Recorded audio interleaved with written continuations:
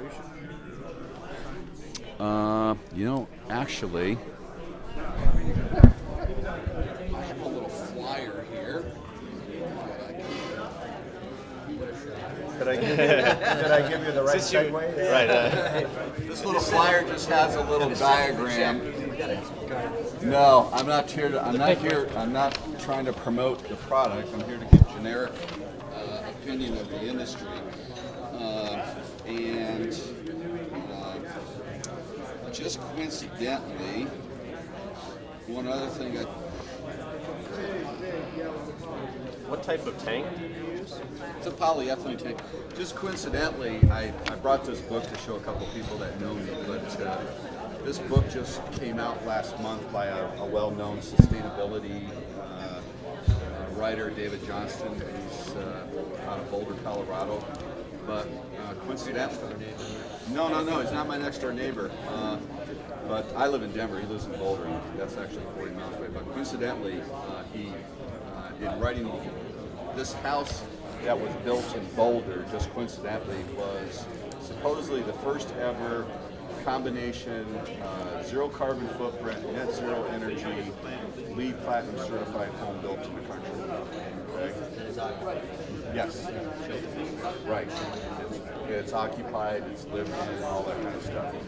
And coincidentally, it was one of our first installations, and because of this author and this house being, and some of its features being the focus of it, you can see, I'll pass around a picture of what, you know, an actual installation looks like in a home. But, you know, that's, and it's all similar between the different devices out there. So, what code issues do you run into across? Let's talk California. well, in California, okay. Who we are. California, first and foremost, I've only sold 2 systems to people in California so far, and you got to understand, our company is very young and new. It actually was only a year ago. Yesterday was May 11th. I was out here at the IAPMO facilities we were at last night before the board, getting our official vote and certification, final approval and everything of our IAPMO testing. But long story short, the 2 systems that have been sold to projects out here, one in Sacramento and one in the Oakland area, recently have not been installed yet.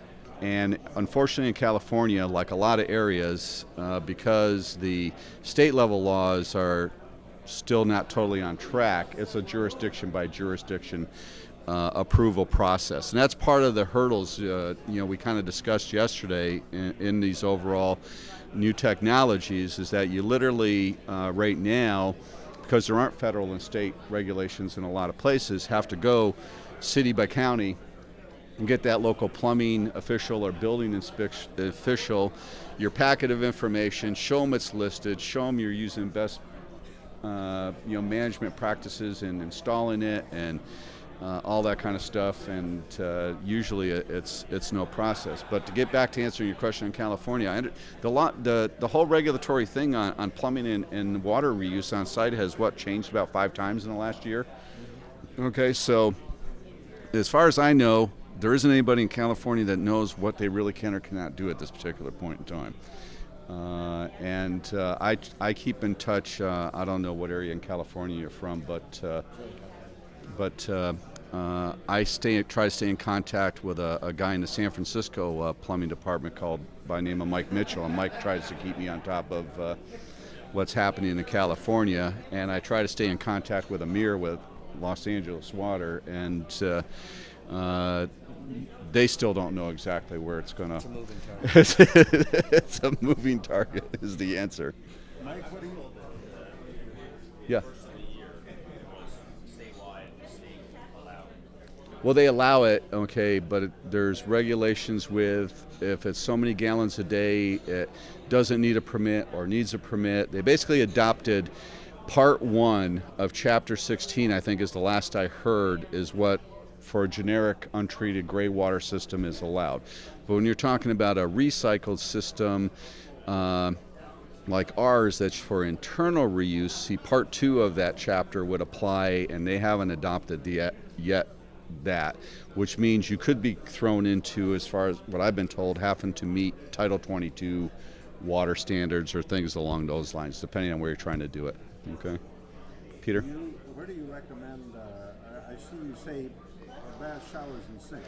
Right. Sinks including the kitchen sink? No. Or bath? No, we our term for Greywater means tubs, showers, bathroom lavatories, enclosed laundry, not kitchen sinks or dishwashers. Okay, and the reason we do that is that across the country there can be numerous definitions for what is considered to be Greywater. Some places allow kitchen sinks and laundry sinks or utility sinks to be included, but we don't believe that. We as a company try to promote that kitchen sinks, utility sinks, dishwashers contain fats and oils and greases and organic matter that should be considered sewage. And obviously a utility sink, you never know what someone's going to clean out in a utility sink, okay, in a laundry room. You know, they wash their engines, they do all kinds of weird, they do everything in those things.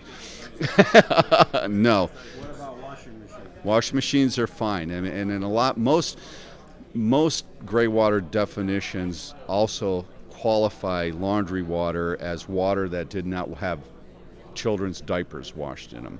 Okay. That is the argument. Yes, that is the argument. Okay. We put a system in at our house just a couple of weeks ago. Really? Yeah, here in California. So we haven't done that yet, but we're waiting for someone else to okay, there's a training program, ecology action. They were looking, and we thought we would get the system for free, so we were like, oh, we'll pay just for materials. And trained students at our house, and they said, well, your house is a little too complicated.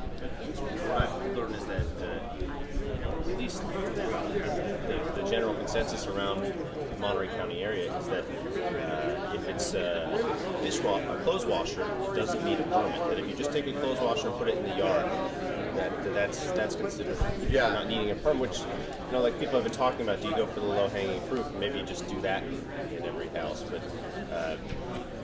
we went and did what you described with the tubs, showers, and bathroom sinks, and we have 2 little girls, and so the tub, we're probably putting 40 gallons a day down the tub, and just.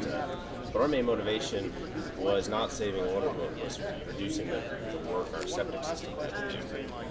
We're planning to use the water, but right now it just goes down a hillside to these mulch pit things. And when I see your system, I think, well, this is something where we could easily be taking that water that we're collecting, filling toilets with it, and seeing a real benefit year round.